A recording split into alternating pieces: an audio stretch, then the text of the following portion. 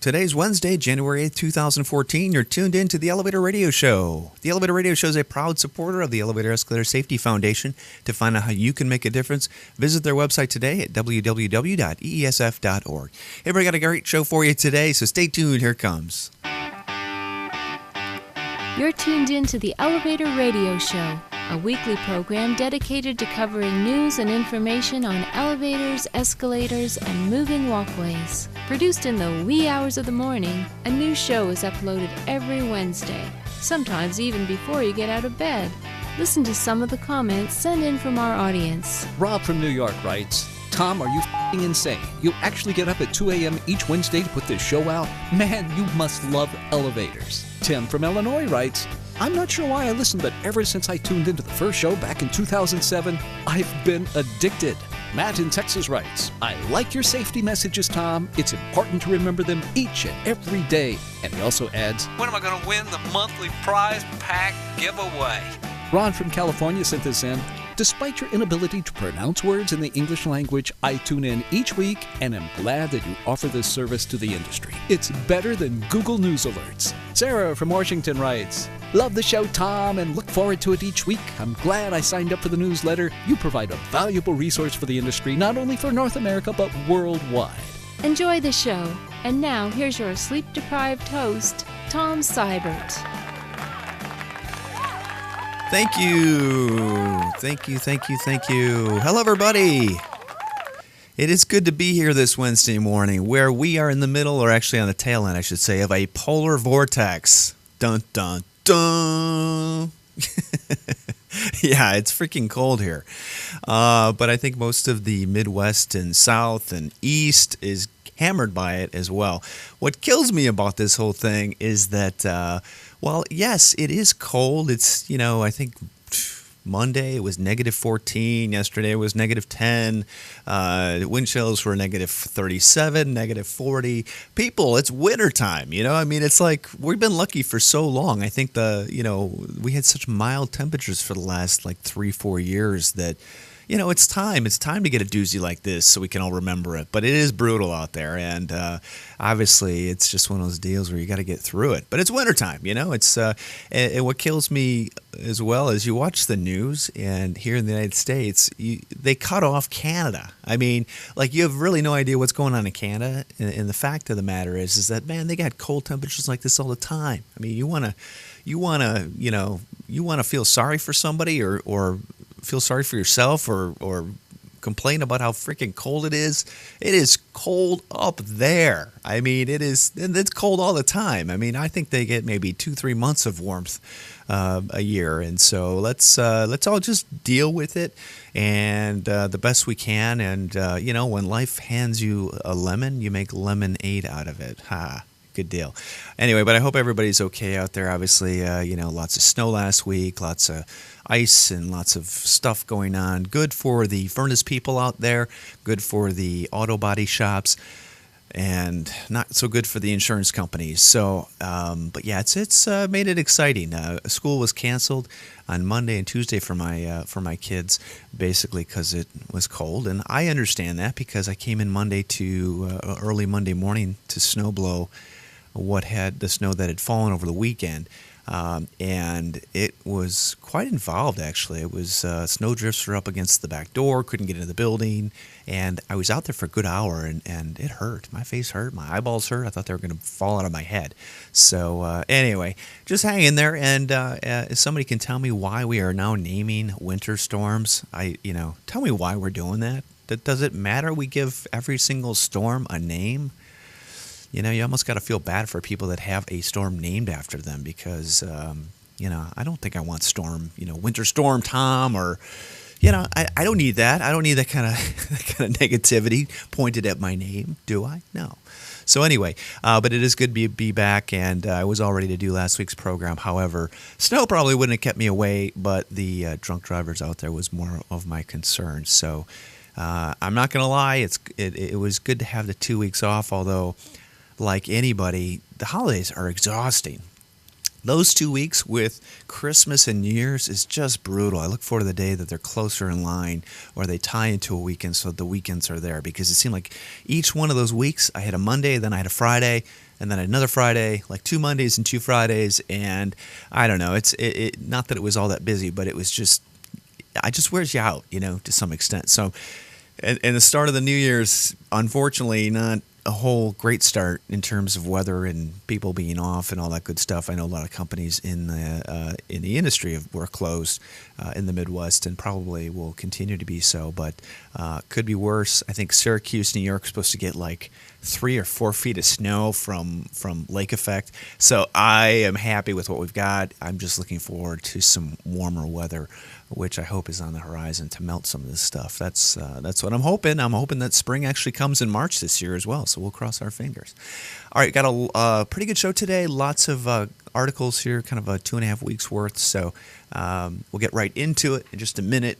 Send your emails to elevatorradioshow@gmail.com. I did scan through them, and thank you for many of you who sent me article links in. I greatly appreciate those, and I do have those linked up in the show notes. And as always, you can send your emails over to elevatorradioshow@gmail.com. So we'll get up into the news next, and we'll have you out of here in no time. Let this week's news stories give you a lift on what's happening in the vertical transportation arena.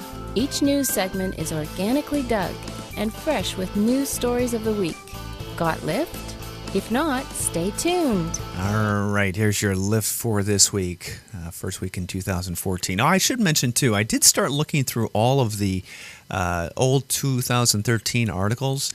And honestly, it was a pretty low-key year, other than the fact that there seemed to be quite a few escalator-related over-the-side accidents that occurred. But really, I started going through each one of the shows, and I was about up to May, and I'm like, you know what, there's not quite enough content to make a year-end show that recaps what I thought were the most important stories. So I kind of nixed that whole idea and then just pushed it into a regular show. So that's what we did instead of doing a recap. So it just seemed to be easier that way. Okay, first news article of the show. If you want to see some images of Chicago and how bad it was, pretty impressive to see some of these with all the ice and whatnot. Unfortunately, homeless people that are out there living on the streets, which I cannot even imagine doing on Lower Wacker Drive. And some cool images here. I know a lot of people were stranded at airports or trying to get home from winter vacation, stuff like that. I know we had a neighbor that was stuck in Indiana because they shut the whole state down. But hopefully everybody has made their way home, and we can put this storm behind us and hopefully look forward to a new 2014 and this basically being gone. So anyway, I know it doesn't have anything elevator related, and I'm sure you probably have some great images as part of your what in the world. There we go. That love to see those as well. And those of you working on equipment that may not, be in climate-controlled areas, be careful out there, obviously. Okay, Tampa Bay Times has an article covering the family of a man that was crushed to death by an elevator at the Tradewinds Island Resort. Has filed a lawsuit against the well-known beach hotel. Mark Allen Johnson, 45, of Tampa, was a subcontractor hired to clean oil and water from the bottom of an elevator shaft to the resort of the Jacardon Beach Villas property. Anyway, after about 40 minutes of work, the elevator car, which had been parked at a higher floor, suddenly plunged on top of Johnson, and he had died before rescuers could get to him. Basically, the family filed a wrongful death lawsuit. It's one of those deals where, no matter, I don't know, I'm not quite sure the specific details of this, but just goes to kind of cover, the importance that, basically, I don't know. Here, read this article. It says, in November, federal investigators with the Occupational Safety and Health Administration said both Hotel and SWS Environmental, the company Johnson worked for, should be penalized for serious safety violations. OSHA investigators said the companies should have ensured safety procedures, including lockout, tagout, as known and followed. And I agree with that. I mean, absolutely. So, the firm's investigation concluded that SWS weren't in charge of the elevator and that the Tradewinds was at fault. They obviously are the owners of the elevator, but when it comes down to being trained to work on it, the reality is that doesn't seem that the elevator company or contract company was contacted to lock out and tag out it.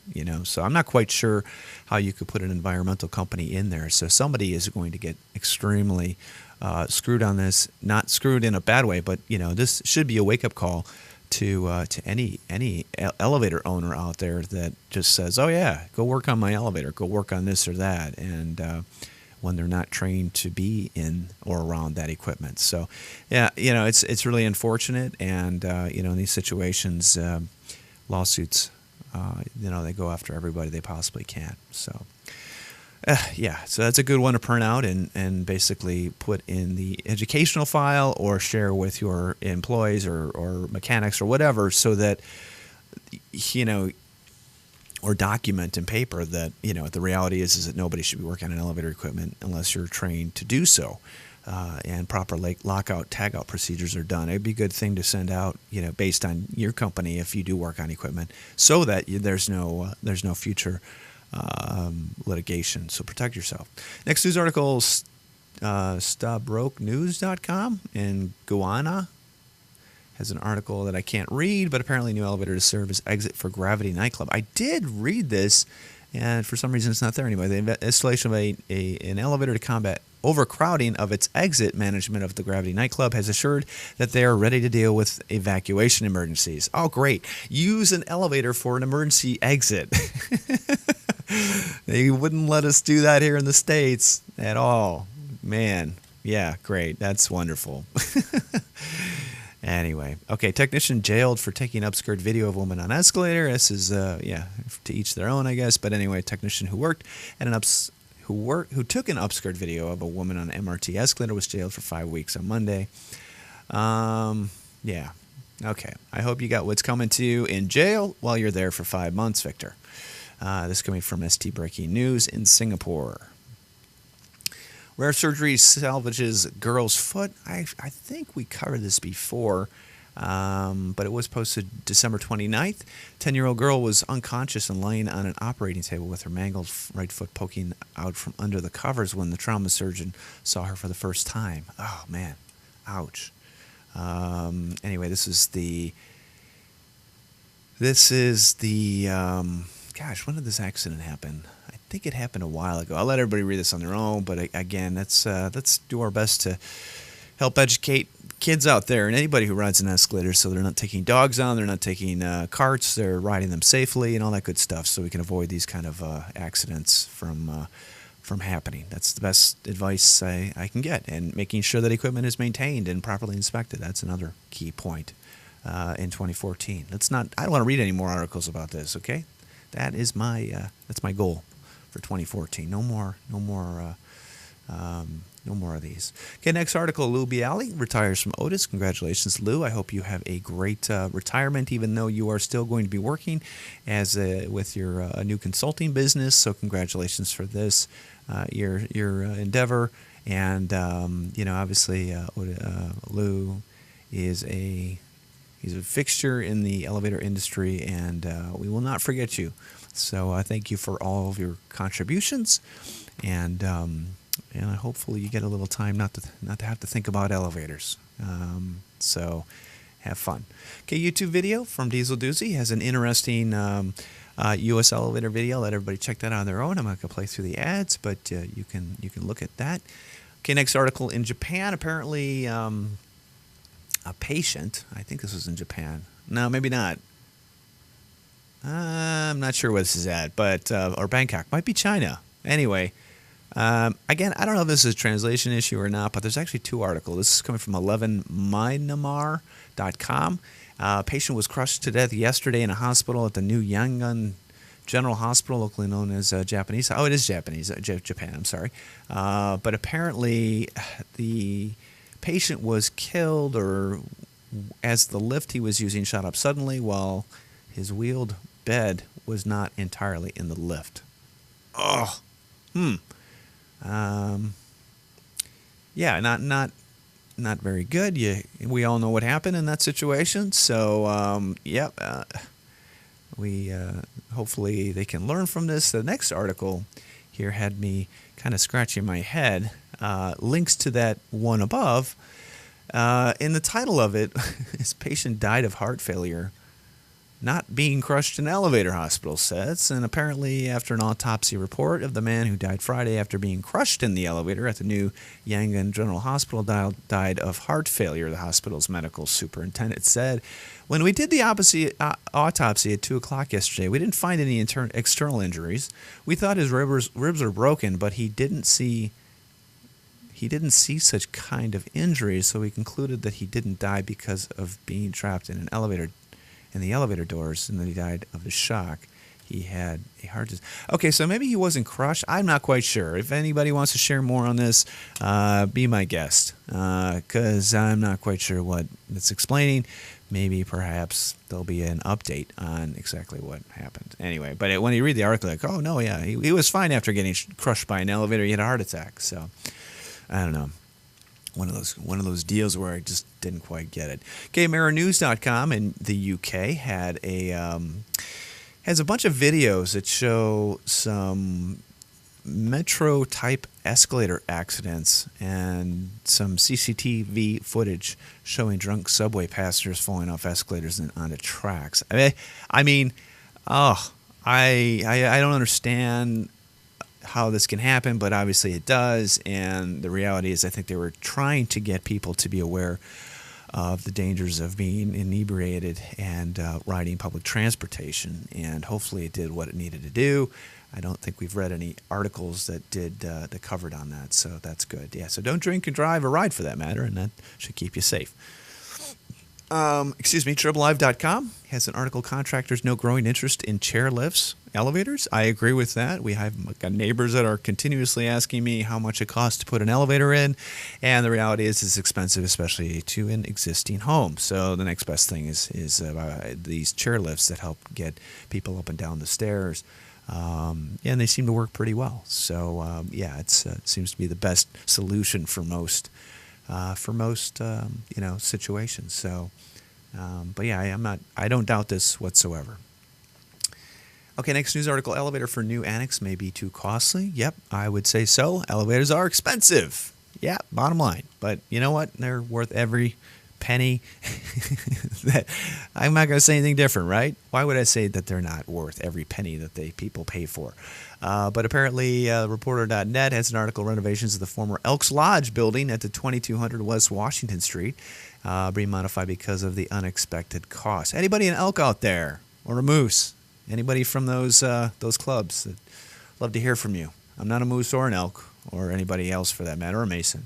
But I'm always intrigued by these associations and these groups, and it's great that they're out there playing horseshoes on Friday nights and having fish fries and all that good stuff. So anyway, the renovation cost is basically between $200,000 and $250,000. Ouch. Yeah. If you're worried about cost relating to elevators, buy a building that has no second floor or third floor for that matter, and or a basement. Okay, next article. Urine detectors installed in train station elevator. I'll let everybody watch this video. Yes, apparently, I don't know why, but elevators and transit systems are used as bathrooms. I don't quite understand. Either put urinals in there or do what Atlanta is doing, is outfitting them with urine detection devices, which I quite don't know why you'd put in there. I would put a warning sign in there that says, hey, you are going to go to the bathroom, you're going to get electrocuted. That would stop me. Wouldn't that stop you? Yeah, like the third rail, the myths of going to the bathroom on a train tracks and the subway system.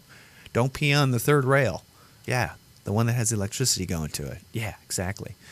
I don't know if Mythbusters has done that one or not, but they probably have. Let me know. I'd love to hear from you out there. ElevatorRadioShow@gmail.com. Has Mythbusters done a urine electricity test for the third rail of 220 or 460 volts going through those things? Volunteers help after elevator breaks. Good news. Boston Globe has an article about when technicians were unable to locate a necessary part to fix an elevator at this housing complex.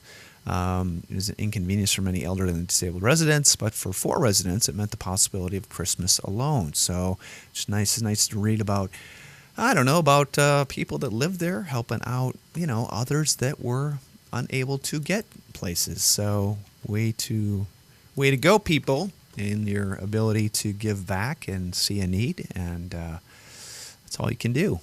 Hey, I went next door to help my neighbor neighbors who are older and needed some help changing some light bulbs. Sat with them for about half an hour and just chatted with them and made sure that they were okay. So make sure you do that. Give back to those that your neighbors. Make sure they're okay, especially during these tough weather times. For sure. Okay, SBSSun.com has an article, if we can get through this ad. Elevator lady at San Bernardino courthouse takes work to another level. I love elevator operators. If you know an elevator operator or you would like to share with me an elevator operator story, I'd love to hear from you. So this is elevator operator Connie, who has opened the doors of for a passenger elevator. And she's been doing this for 28 years, and I bet she is just delightful. So I think it's awesome. Look at the photos, too. It's got a Santa hat on. She's got a board. I mean, I would love to go on an elevator like this. So, yeah, be some way we could should be some kind of way we can recognize these people out there and try to get an idea of how many there are out there. I think that'd be great. Okay, escalator closed after accident. sgnews.yahoo.com. LTA escalator keeps escalators at Orchard MRT closed after injuries to 4 cause a mishap. Lots of abbreviations in there. Apparently, the Land Transport Authority. I don't know where this is. Oh, it must be in Singapore, but apparently they're still investigating what's going on with that. And I haven't read anything new or updated on that, so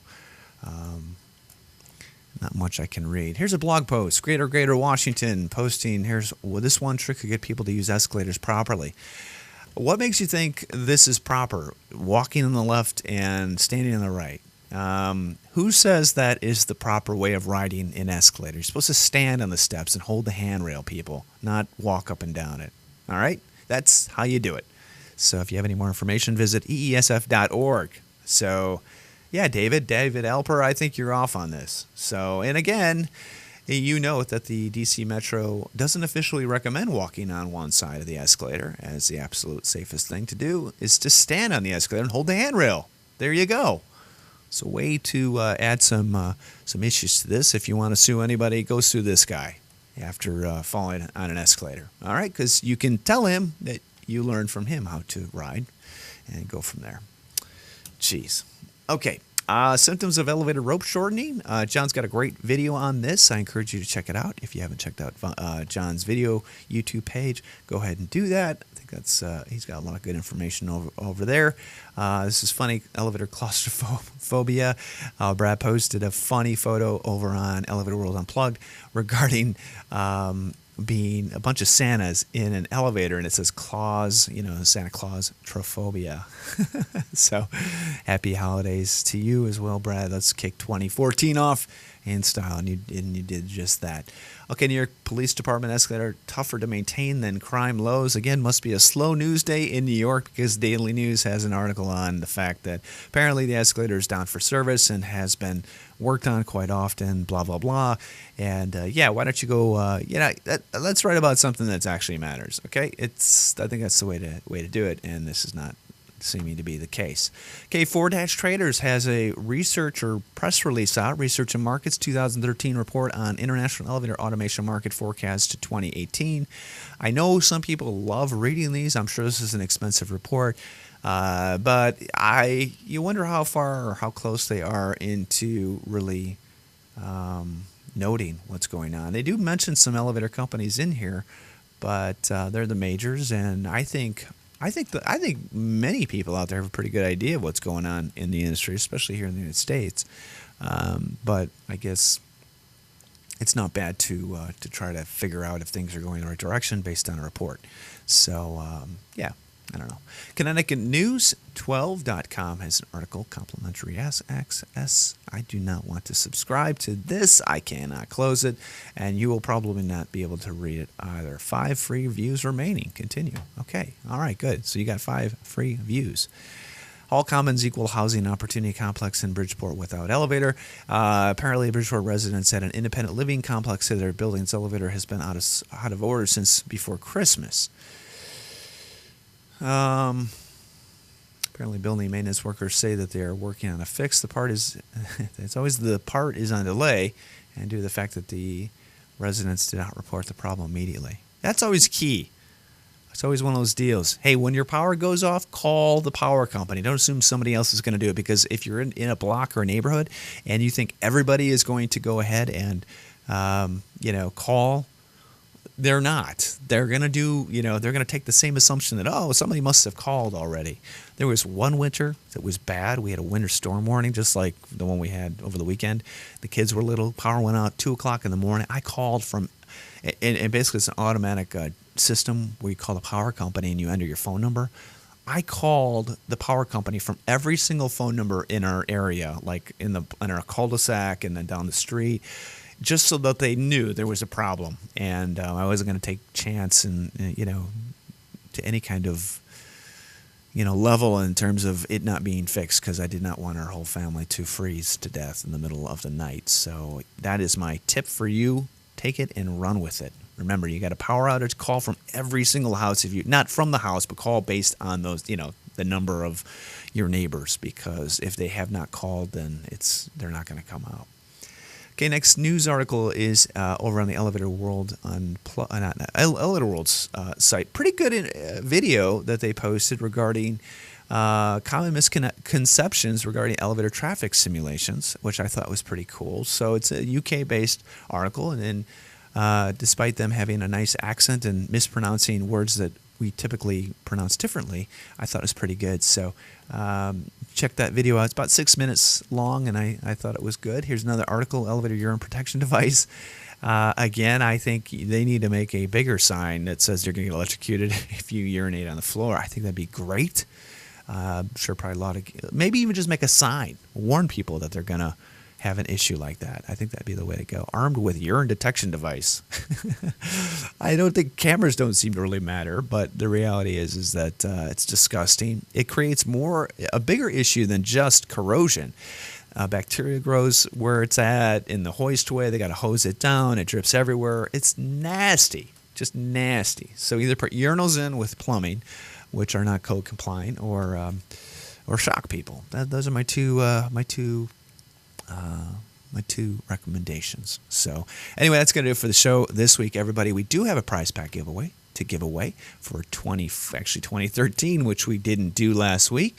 So let me go ahead and pull up my random number aggregator, random.org. Okay, enter my numbers, find out what those extensions 215. Okay, 782. So 782 on the email list. All right. Okay, 782 on the email list. Okay, Chris P. from the Boston or Massachusetts area. You're an elevator mechanic. You are the winner of the December 2013 prize pack giveaway. And again, to become eligible to win, there's no purchase necessary because we really don't have much to purchase. Anyway, you can go ahead and sign up for our e-newsletter over at elevatorradioshow.com, or just subscribe link on the right-hand side. Also, there's an e-newsletter thing as well. So already, if you can deal with 52 emails a year from me, that's it, one a week, or sometimes less, that'd be great. I don't do anything with your information, so just remember that. So everybody stay warm out there, and try to enjoy the snow as best you can, and drive safely as always. So we'll talk to you next Wednesday. Be safe, and Happy New Year. Bye-bye.